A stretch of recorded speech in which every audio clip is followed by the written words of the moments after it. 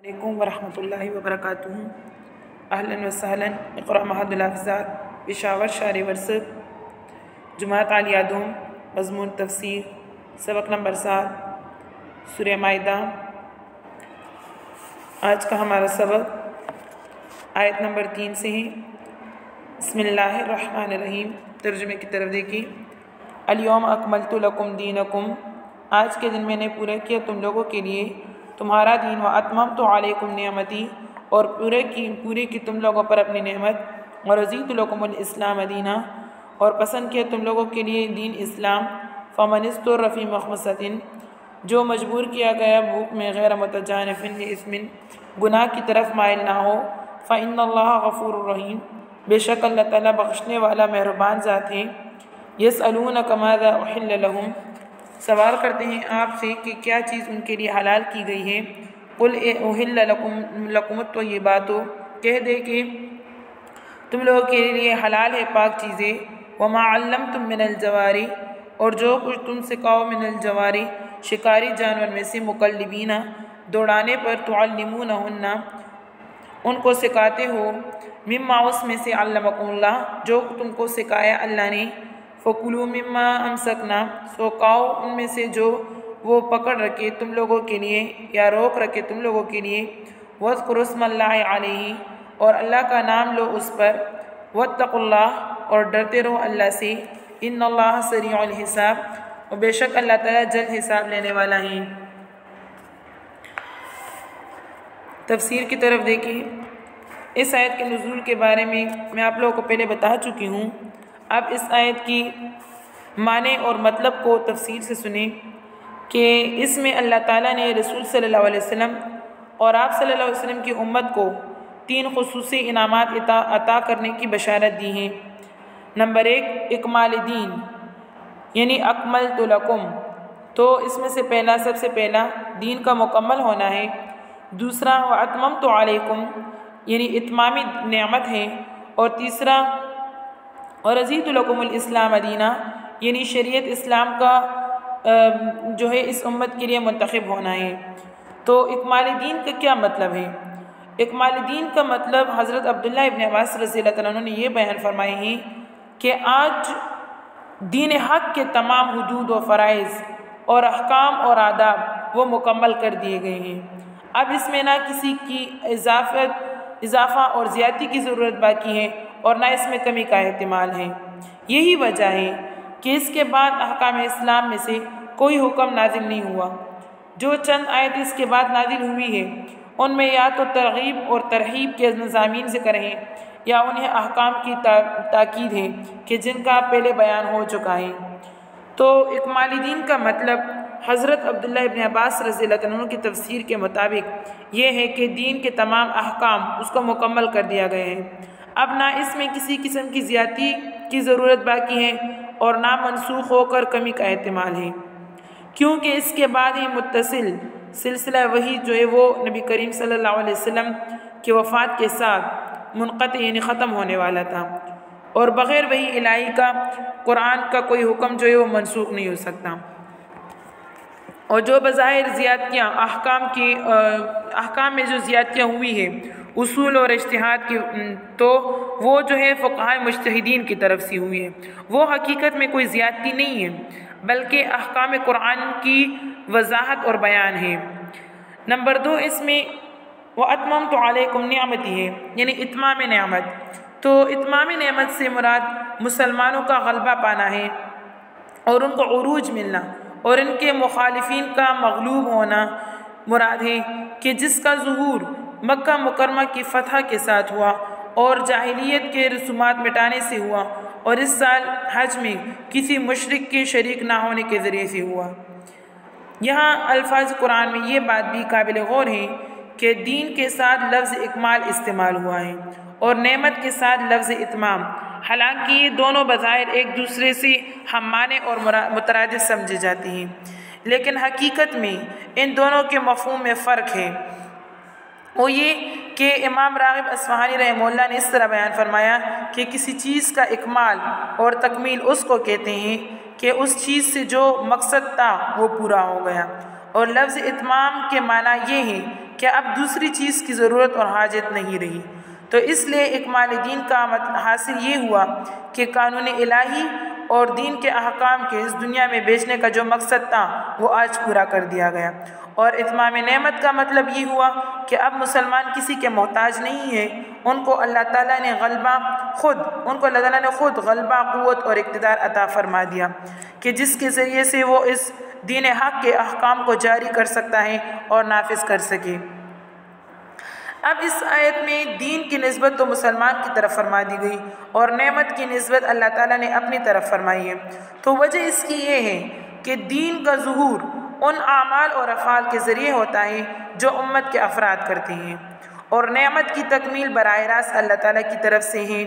तो इस वजह से यहाँ पर दीन की निस्बत मुसलमानों की तरफ की गई और नेमत की निस्बत अल्लाह ताला की तरफ, यानी अल्लाह ताला ने ख़ुद अपनी तरफ की है। तो यहाँ पर अब इससे ये भी वाज़ेह हो गया कि इकमाल दीन आज के दिन जो है वो दीन मुकम्मल हुआ।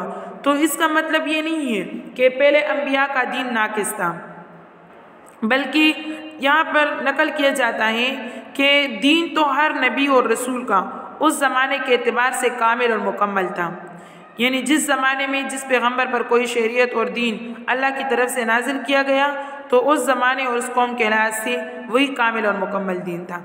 लेकिन अल्लाह ताला के इल्म में ये तफसील पहले से थी कि जो दीन इस ज़माने इस कौम के लिए मुकम्मल है वो अगले ज़माने और आने वाले कौम के लिए मुकम्मल नहीं होगा, बल्कि ये मनसूख होकर इसकी जगह दूसरा दीन और दूसरी शरीयत जो है वह नाफिज की जाएगी। बखिलाफ़ शरीयत इस्लाम के जो सबसे आखिर में नाजिल की गई तो वो हर जहत और हर लिहाज से कामिल है और मुकम्मल है, ना तो किसी ख़ास ज़माने के साथ मखसूस है और ना किसी ख़ास कौम और मुल्क के साथ, बल्कि क़यामत तक यही शरीयत जो है ये कामिल और मुकम्मल है। तीसरा नेमत जो इस उम्मत के लिए इस आयत में की गई है, तीसरा इनाम वो ये है कि इस उम्मत के लिए अल्लाह ताला ने अपने कुदरती इंतखाब के ज़रिए से दीन इस्लाम को मुंतखब फरमाया, जो हर हैसियत से कामिल और मुकम्मल है और जिस पर निजात का इन्हिसार है। तो कलाम का माना ये है कि इस आयत ने ये बता दिया कि उम्मत मरहूमा के लिए, यानी इस उम्मत के लिए दीन इस्लाम एक बड़ी नेमत है जो इनको बख्शी गई है, और यही दीन है जो हर हैसियत से और जहत से कामिल और मुकम्मल है। ना इसके बाद कोई नया दीन आएगा और ना इसमें कमी बेशी की जाएगी। यही वजह थी कि जब यह आयत नाजिल हुई तो आम मुसलमान इसको सुनकर बहुत खुश हो रहे थे, मगर हज़रत उमर फ़ारूक रज़ियल्लाहु ताला अन्हु वो ज़ार कतार रोने लगे।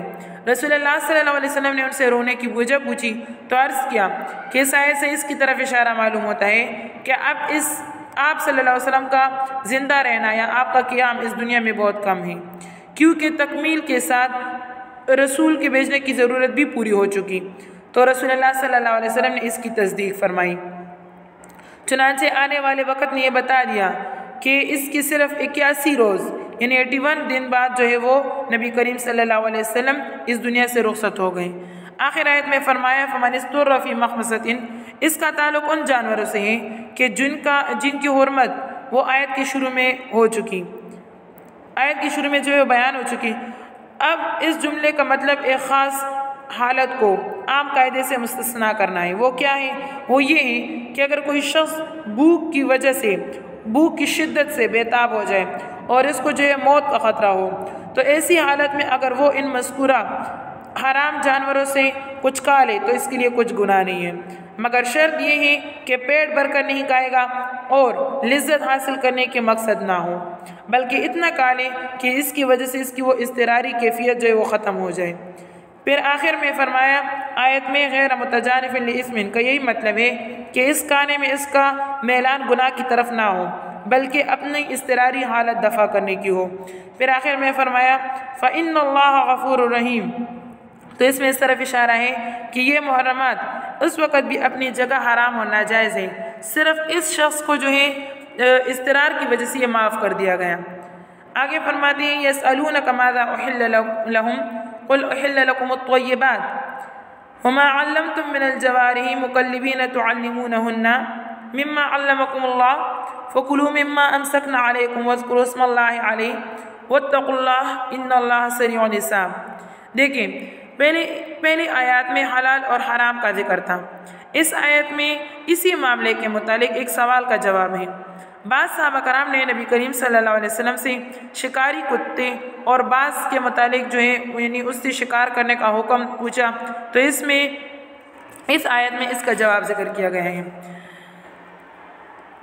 तो यहाँ पर इस जवाब में शिकारी कुत्ते और बाज़ वगैरह के ज़रिए शिकार हलाल होने के लिए 4 शराइत जिक्र की गई हैं।